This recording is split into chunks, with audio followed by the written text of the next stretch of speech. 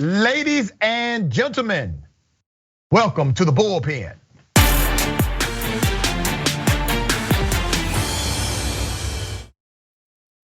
I have my dear friend Dave Spencer back, host of Practically Political, the podcast, very popular guy, member of the Rockefeller family. How are you, my friend? I'm doing well, Doc. Always great to be with you. Same here, brother. All right, we're gonna talk about critical race theory. I hope you have a different point of view than some others.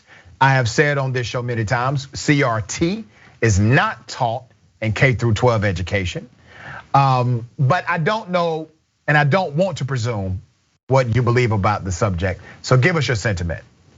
Well, let me just say for 1 second that whatever people define critical race theory as, I think people would say that it makes students at a younger age focus on race. And to me, one of the great, beautiful things is nobody is born a racist. And you look at kids when they professional sports, right? When they idolize athletes, they don't say, oh, he's black, he's white. They say he's good, he's got great moves. And my fear is that critical race theory is getting kids to focus on race and to get them to focus on their achievements or lack thereof or their outcome or path in life is going to be based on race, when we want them to think it's going to be based on opportunity. It should be, what's in their character, what they can achieve, not what their race is. And so I think critical race theory, and it's a very controversial subject, but that's one of the things that really worries me about it, is that it gets people trying to classify race or put themselves in categories when way before they should. Would you agree with that? Well, not really. So let me show you where I push back on your sentiment, okay? Critical race theory is an advanced theoretical framework typically taught in graduate level studies. It's not created nor designed for a K through 12 educator to teach, nor a K through 12 student to learn. So it's not critical race theory. And you would agree with me, Dave, that when you look at the legislation that presents itself as anti-critical race theory legislation in these Republican states, the terminology CRT or critical race theory does not exist in the wording of the actual legislation or bill. Well, that's because they're not banning critical race theory. What they're banning is the teaching of race in the United States of America. Let me give you an example. The state of Texas passed their version of an anti-CRT bill.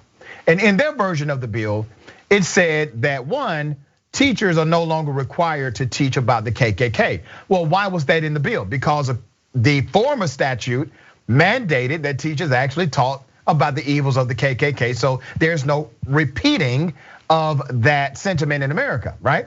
Makes sense. So they said, okay, you're no longer required to teach it. But if you do teach it, you're allowed to teach it, but you cannot give deference in the teaching, which means you cannot say that the KKK was evil, wrong, bad. You can't say that. You can't give deference in the teaching of the KKK. That is codified in the language, Dave, of their anti-critical race theory bill. Does that make sense to you?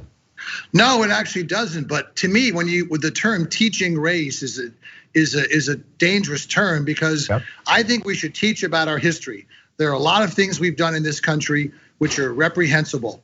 And there's no question that Black Americans have been mistreated. It's not just slavery. You go up to redlining, Jim Crow, segregation, all this stuff. So I think we should be honest about our history, and we should not apologize for it. We should apologize for it where we are, but we should teach both sides. And the KKK is very much a part of that history. But when you talk about teaching race, again, you're getting people to focus on race. You should focus on opportunity. You should focus on what sets kids apart. And that's not their race. It's their gifts, it's their intelligence, it's their social skills, it's their street smarts, whatever. And so teaching race to me is a very dangerous term. Yeah, but and Dave, I'm going to talk to you authentically, as I always do, brother, because I believe you're coming from a genuine place. You have a certain worldview because of your experiences, exposures, and environment. I have a different worldview because of my experiences, exposures, and environments. I'm a former high school teacher, so I understand a little bit of what's taught inside of the classroom, K through 12 education. They don't teach a race-centric curriculum. That's not true. They don't teach a race-centric curriculum. But race is part of the progression of our academic understanding, especially in the United States of America, when we have celebrations like Black History Month, and we have social icons that we still highlight in K through 12 education, like Dr. Martin Luther King Jr., who talked about not being judged based on the color of your skin, but the content of your character. He said it in the framework of this is what we should work toward, which means when he said it, it wasn't real, which meant when he said it, he was saying that we are judged by the color of our skin and not by the content of our character. It's a good idea. It is a good goal to reach for, but it is not a reality. And when you don't have the reality there, when you literally have inequity in outcomes due to racial bias, when you have an allocation of resources that's unfair due to systemic and racial bias. When you have the Declaration of Independence that calls Native Americans savages, but the truth is the only savage in the land were white men. When you have an act codified in the federal government by way of statute called the Chinese Exclusion Act, that's racist to its core. You have to look at how these particular policies and institutions that implemented the policies created disparity among racial demographics. And I have to say this, brother, because I think many times we do a disservice to young people when we treat the conversation of race as if it is a bad conversation. The critical race theory framework actually de-emphasizes race or individual racism. Now, you may not have ever heard anyone say that. I've been teaching CRT since 2016 at the collegiate level. Critical race theory de-emphasizes individual racist people. And it basically says individual racist people are not your problem. You're likely going to always have individual racist people. Your real challenge in the framework of social progression and economic access and forward mobility in other institutions like education, politics, government, etc., is the fact that these institutions were not created, not designed for you to succeed. And in order to actually have a more fair outcome, we have to reverse engineer the design, de-emphasize individual racist people, and look at how our institutions were created and what advantage they gave to one group over the other. That's what CRT teaches. Well, again, as I said, I think a lot of the stuff you're talking about is history, and history that we should teach, history that we should acknowledge our mistakes, and history we should try to point out and find ways that we can improve. But I'll just make 2 points. First of all, there's a misconception, okay? A lot of people, and this was very true, like in the Virginia gubernatorial election, where on the Virginia school website, they do say that they teach critical race theory. And Terry McAuliffe made a huge gaffe when he said, parents shouldn't be involved in what their teachers teach. So yeah, and you know he misspoke. Hold on. Plus on top of that, you had parents already being really raw in blue states because the teachers unions had delayed going back to school. Florida, kids were in school all year, 2021. California, we were 50th in getting kids back to school. So I think teachers were already parents were at a short fuse with this. But I think, two things. First of all, that when you look at the progression that we've made, do we still have issues? Yes. Do we still have challenges? Are there parts of our system that are where racism is endemic, like our justice system? Yes. I don't think this is a systemically racist country. You look around the world, I think this is the least racist country in the world. I think the African American or the Black standard of living is the highest in the US of any country. Is there improvements? Are there improvements to be made? Absolutely. So again, I just think focusing on race sets kids off on a bad trajectory where they're saying, well, maybe my race, but as you said, it's the content of their character. not the color of their skin. And I think kids at such a young age, at the collegiate level, I agree with you. Then kids are more mature, they have more perspective. But you can't be teaching elementary school kids to focus on race or to think that people are divided. Or some people say, "Oh, you're an oppressor, you're a victim." But that's not what's happening, Dave. No, but it has happened in some schools. Okay, and some schools have also taught that Hitler is a good man. We have those clips right here. Some schools have taught, and brother, I'm trying to help you understand what one or two teachers may have said in a classroom setting does not equate to systemic within education. No, but in school systems, there's some entire school boards where it's being taught. No, sir, that's not correct. We'll agree to disagree on that one. The American Association of Educators did a nationwide survey of actual certified school teachers.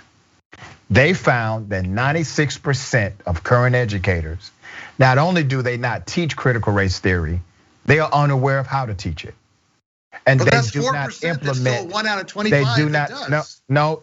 That 4% are teachers that are aware of how to teach it, but it doesn't mean that it's taught in their systems. So you have 4% of teachers in the American educational system who's even qualified by way of doctoral standard to teach critical race theory. You have an entire movement of Republican states passing anti-critical race theory bills, when the truth is, as soon as you look under the hood of the bill, it doesn't ban CRT because CRT isn't taught. What the bills do, Dave, and I challenge you to read the bills, brother. The bills simply stop teachers from teaching true history in the United States of America. It is true that the KKK is morally reprehensible. You should be able to teach that in a Texas school, as you always have. I'm with you on that, but here's, we've talked about this before with other issues. There may be the reality or the reality a lot of people see, but then there's the perception that most voters, in particular voters that are going to decide elections, have. So my question is, why are so many parents in a purple state like Virginia? These are not like, Bible thumping, flaming conservative people. These are pragmatic people. They feel that it's being taught in their schools. They feel that their kids are being subjected to it. So even if the reality is what you say it is, that's not the way a lot of parents are seeing it. And this is going to be a critical, and so maybe it's a messaging problem, but whatever it is, look, you and I agree, Republicans cannot be trusted right now to run Congress. Democrats have to hold, and I'm saying this as a Republican because the party's in such a bad place. So this is the kind of stuff that's gonna cost the House. So the perception is, right or wrong, that critical race theory is being taught, and it's being taught at such a young age, and people are misinterpreting it as, well, either you're an oppressor or you are the oppressed. And that may be totally off the mark, but that's what people are perceiving, and that's what's gonna make a difference in the midterms. Let me talk to you external to politics. Let's talk about the danger of what you just said, in my opinion. Okay. And this is me talking to you as a black man. When you say, I get it, it may be a messaging issue, but as long as people think this way, maybe, and this is me paraphrasing, maybe you need to look at why they think this way and unravel it from that point of view. So here's the danger in that, in my opinion. Remember the Montgomery bus boycotts? Okay. The bus company was not a governmental agency, it was a private enterprise, it was a private company. That private company received subsidy from the government, but it was a private company. When Rosa Parks was arrested because her feet were tired or she didn't want to move or she was on the wrong side of the bus, whatever narrative you choose to apply, when she was arrested, it sparked a boycott. They economically withdrew, black people in particular, economically withdrew. But guess what? White people kept riding that bus. There were white people proud of the move of that private company, right? Now, according to the narrative back then, the reason why you could not sit next to black people is because they were violent, or because they were subservient, or because they smelled bad. It was all kind of ridiculous commentary about black folks as to why you could not sit next to them. I'm making a point, brother. Okay. I'm making a point. Okay. They economically withdraw. White people continue to ride the bus. All of this is based on fairy tale. All right? It's a fairy tale. It's false. It's fake news. It's a lie. Sitting next to black people, none of that is true. So what ends up happening? Massive movement, great significant coverage. Dr. King and others get involved. The bus boycott is effective.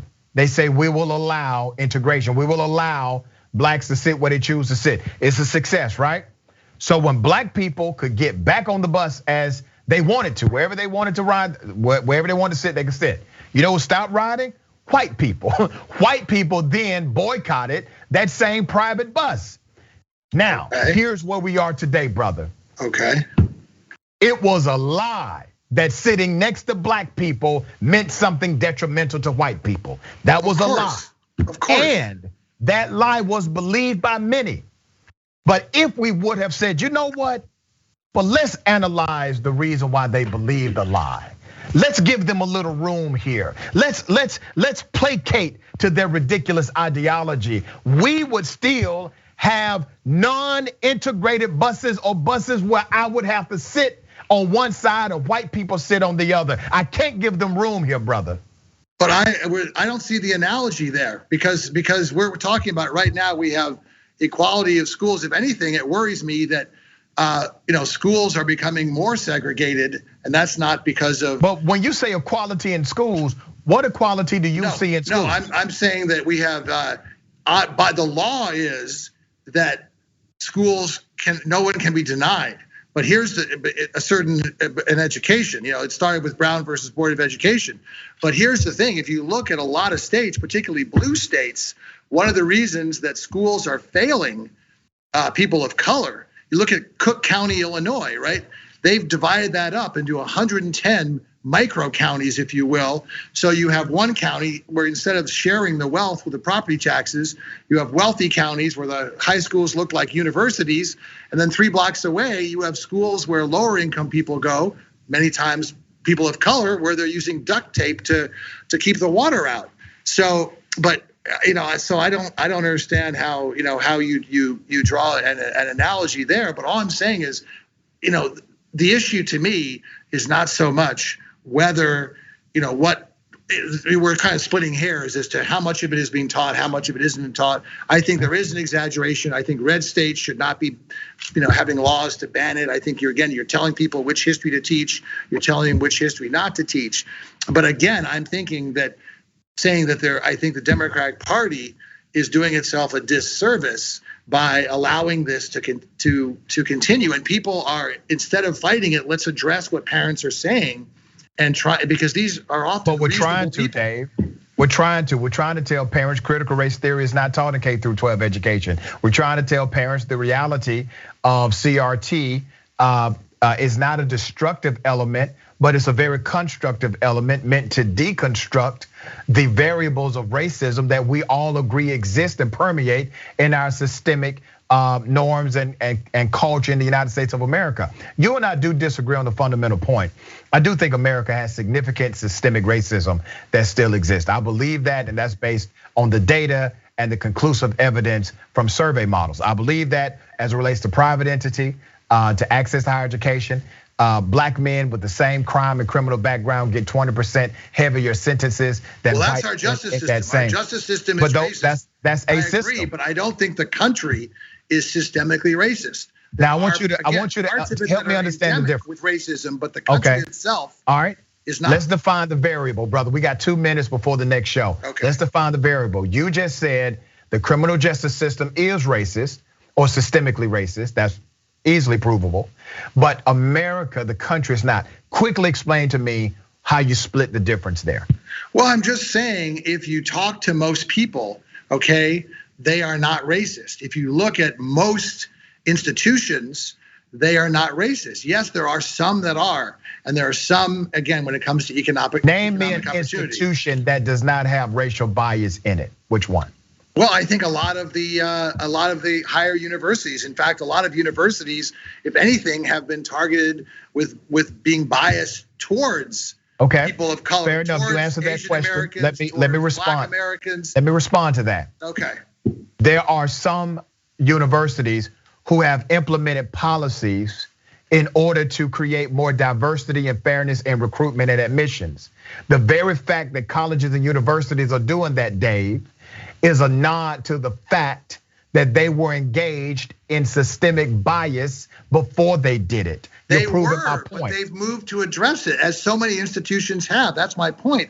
Yes, the country used to be systemically racist, but your point is backs up what I'm saying, is that a lot of places have addressed it, and they're definitely starting to, but it is not the norm. It is not the majority. It is not all conclusive, and we can work toward that. Brother, I got a 30-second wrap up. Dave, always fun. All right, so much fun. I love our conversation, always civilized. Thanks so much again for having me on. Thank you, my friend. Until next time. All right.